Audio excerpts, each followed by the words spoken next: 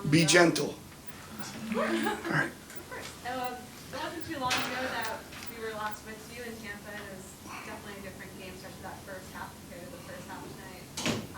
What did you think was different between tonight and that last game, either on your end or also in UConn's end?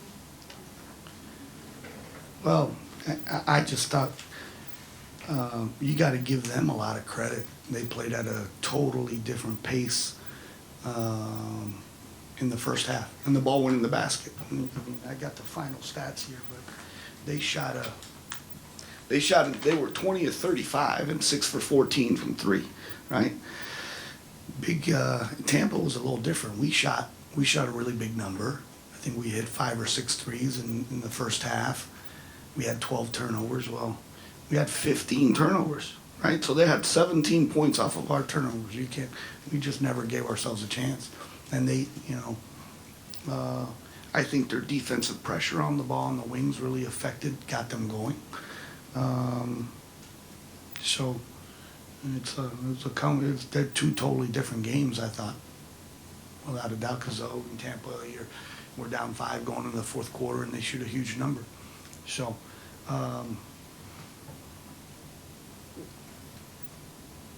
That's all I got for you. So Yeah. they had 1-3. Where do you see your team going into the year? How do you We won 3 in a row because we played a different level of competition as well.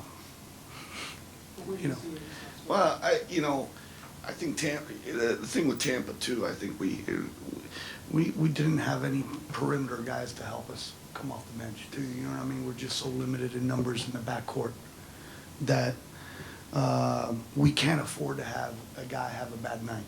We can get away with it with some teams in our league, but not against Connecticut or some of the teams that we played in our schedule, like Baylor and Mississippi State and those kind of guys. So for you to be successful and be in the game and win these type of games, everybody's has to have a good night, and you got to take care of the basketball, and maybe 1 or 2 guys have to have a special night because there is a big difference. That's what I told our guys. For us to be successful, we got to rebound, we got to defend, not turn it over, and make shots. And them not having their best shooting night as well. Well, that didn't happen tonight.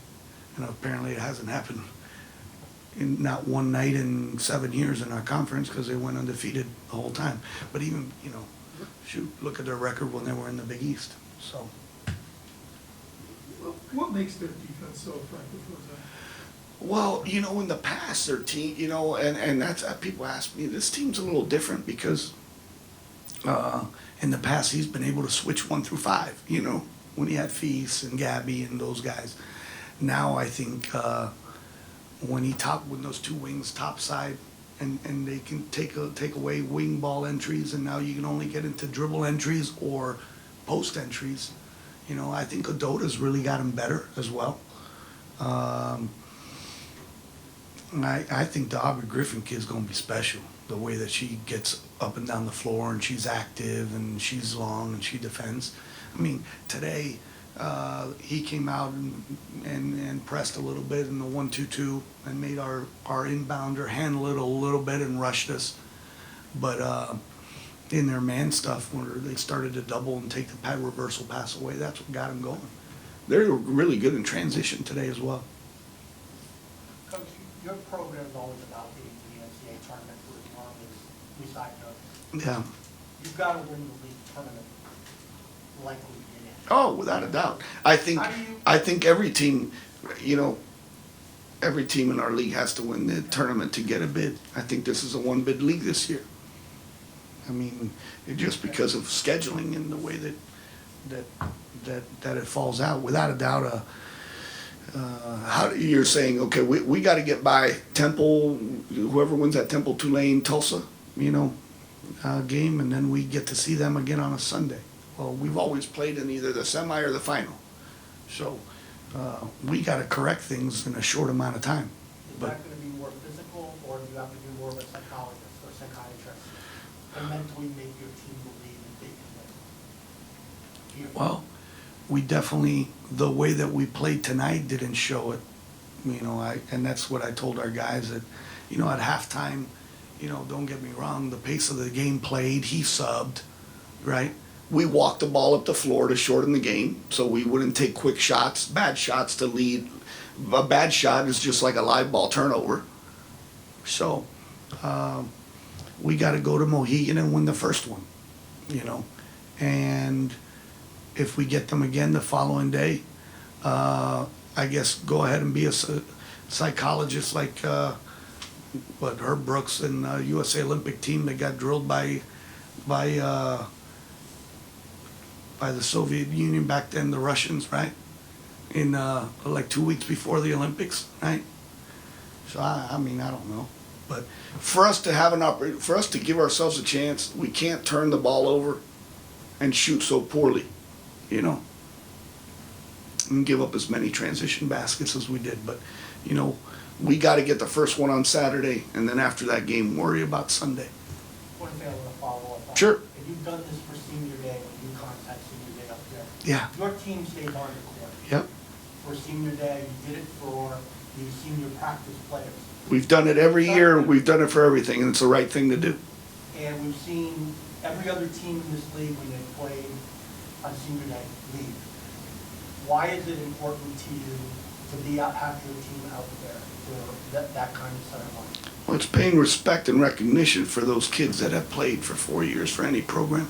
Not only do we do it here, we've done it everywhere else we've been for senior night. You know, our job as coaches and as staffs is to prepare kids for life after basketball, right?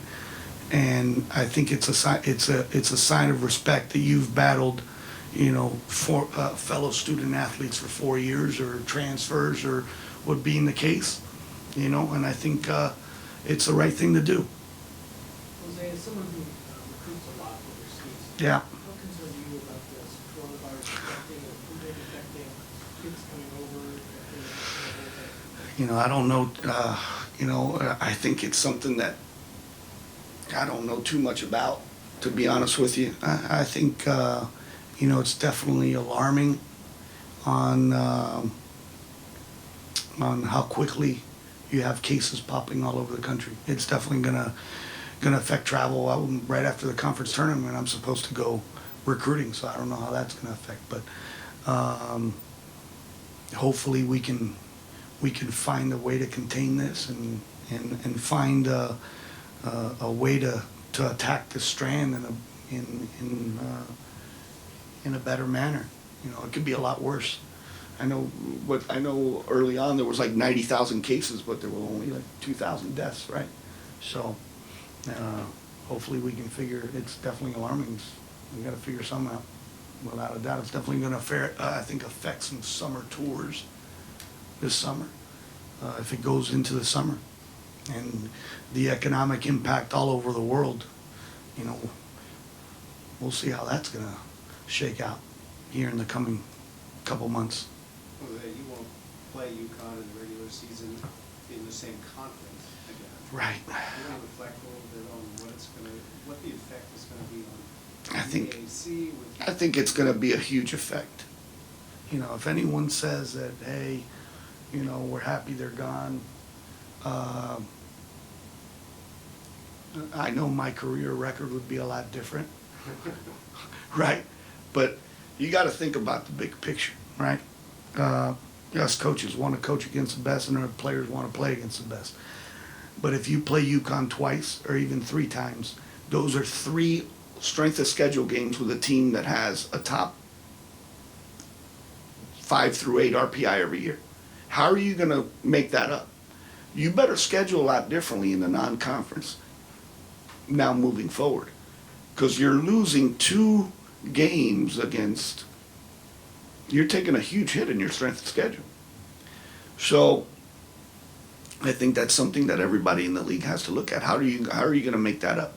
Now, every team in our league is probably a different. We got new coaches in our league. You got some teams that are taking steps to go from the bottom to the middle. Teams are going to go from the middle to the top 4, and then the top 3 or 4. Their goal is to get to the NCAA tournament. Well, there's 2 ways to get there: win the league or get an at-large bid. If your goal is, if you don't win the league, you better have a strong enough RPI and a strong enough strength of schedule as far as top 25, top 50, top 100 wins. So now you better schedule the right way and be very strategic in the way that you schedule. You know, competing against this program and the fan support, our program's grown tremendously from UConn being in our league. And even though we played them twice before we got into the Big East, I tell you what, we got a big amount of season ticket holders, all right, that cheer for us the entire season. Then when UConn rolls into town, they're taking their stuff off and dusting off the UConn stuff out of their trunk. You know what I mean? Which is fine. You know, I'm okay. But we have gained a lot of UConn fans that live in Florida that have become South Florida fans. But I think we're going to see how them leaving is going to affect national exposure for our conference. It's going to affect it. You know, how many of you guys are going to cover the American Athletic Conference with UConn not being in it? Very small percentage. How much TV exposure are we going to get? Right? So,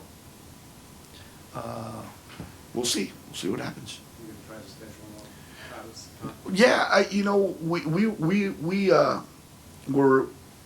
we've already spoken. The next 2 years, they go to those 20 regular season games of the Big East, and then that it's not going to work out the next 2 years. So right now, the plan is hopefully year 3 and 4 will probably come up here first. And then they'll return. We just got to find dates, you know. But again, we got to do our part in continuing to be successful and be an NCAA caliber type team that should be on their schedule. That's our job, you know.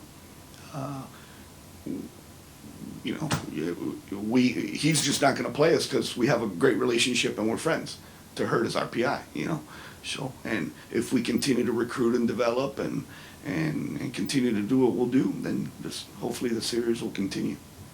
Now, down the line, you mentioned obviously it's strong for your players for this caliber. What do they lose when they don't play someone like UConn every year, twice a year? Well, we'll continue because look at our strength. Look at our schedule this year. You know, next year we got Texas. We got Texas at Texas. We return there. Baylor at home. We'll have Mississippi State in the SEC Challenge. We go to the Battle of Atlantis, which every team there is a top 40 team. So, and we got VCU on the road. So our schedule is going to be fine. Okay. Yeah. Thank you.